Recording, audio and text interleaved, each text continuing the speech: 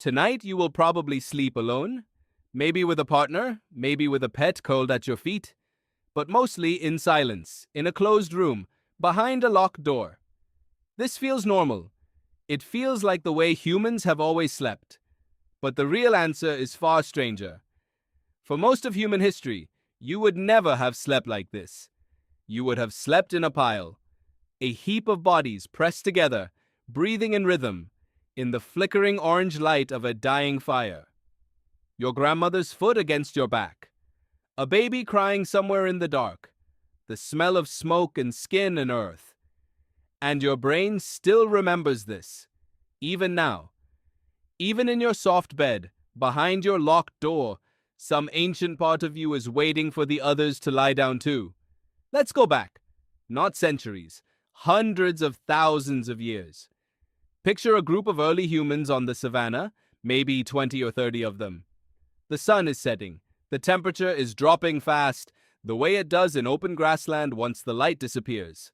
There are no walls. There are no doors. There is only the fire and the dark beyond it, and the sounds of that dark. Lions, hyenas, leopards that can climb, snakes that move without sound. If you were alone out there, your odds were bad. Very bad. So humans did something that, on its surface, looks almost too simple to matter. They slept in a pile, bodies touching bodies, children sandwiched between adults, the strongest sleepers near the edges, the most vulnerable in the center. Someone always half awake, listening. This wasn't a cultural choice. It wasn't tradition for tradition's sake. It was survival architecture, built from flesh instead of wood. The anthropologist Carol Worthman, who has spent decades studying sleep across cultures, found something remarkable when she looked at modern hunter-gatherer groups like the Hadza of Tanzania. Their sleep doesn't look like ours at all. It's fragmented, social, communal. People drift in and out of sleep throughout the night, often near a fire, often touching another person. And here's the strange part. Despite sleeping in ways that would horrify a modern sleep doctor, interrupted, noisy, crowded, these groups report almost no insomnia. None. How is that possible? Maybe the question isn't why they sleep so differently. Maybe the question is why you don't. Your body still runs on hardware built for that pile. Think about what happens when you're stressed or sick or scared and you're alone. Something in you wants another person nearby. Not for conversation, just for presence. For the simple fact of another heartbeat in the room. This isn't weakness, it's eons old. The psychologist Matthew Walker, who has studied sleep extensively, points out that humans are unusual among primates. Most primates sleep in trees, in small family groups, often alone or in pairs, high above predators. But somewhere in our evolutionary past, humans came down to the ground. The ground is dangerous. The ground is loud with things that want to eat you. So instead of height, humans chose numbers. Instead of trees, humans chose each other.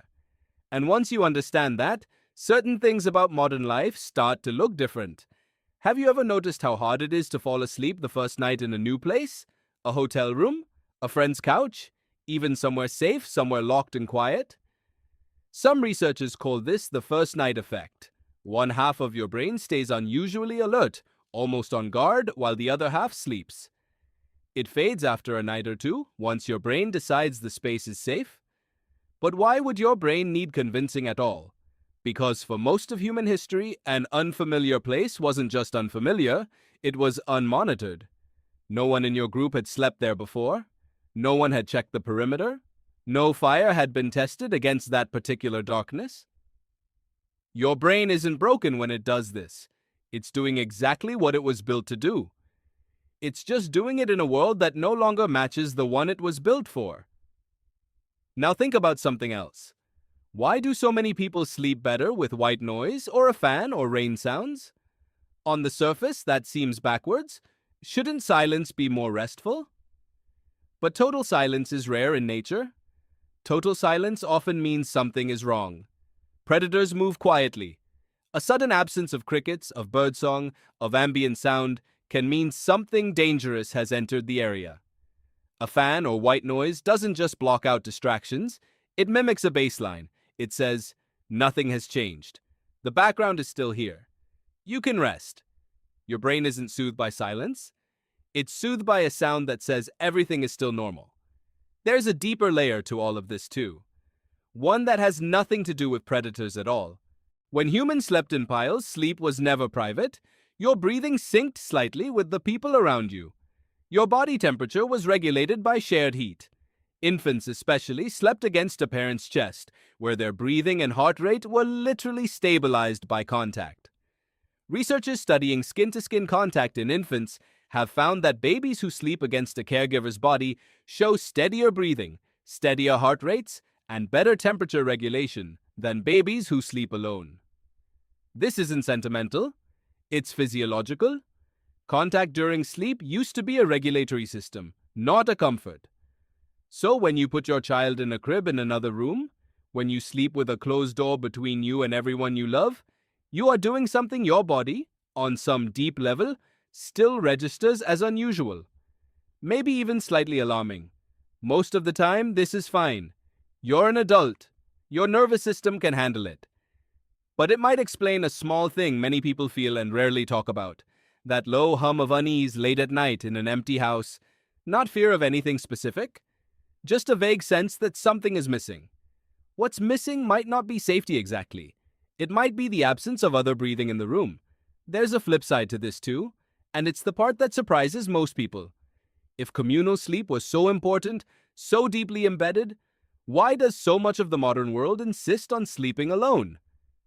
Here's the twist. For most of human history, sleeping alone wasn't even an option people considered desirable.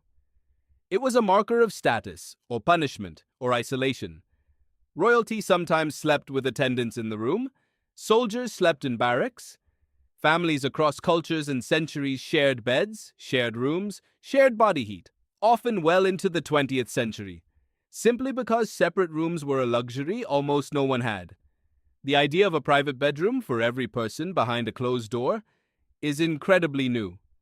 It's mostly a product of the last 100 years or so, tied to wealth, urbanization, and a cultural shift toward individualism. In evolutionary terms, that's not even a blink. Your genes have no idea this happened. So here's the modern mirror. You go to bed tonight, in your private room, with your phone beside you, scrolling for just a few more minutes before you sleep. That phone is, in a strange way, a kind of substitute pile. Notifications, messages, the glow of other people existing, somewhere, even if they're not in the room. Some researchers have linked late-night phone use partly to this same ancient discomfort with aloneness at night. The phone doesn't just distract you, it reassures you that the group is still out there, still awake, still connected to you even through a screen.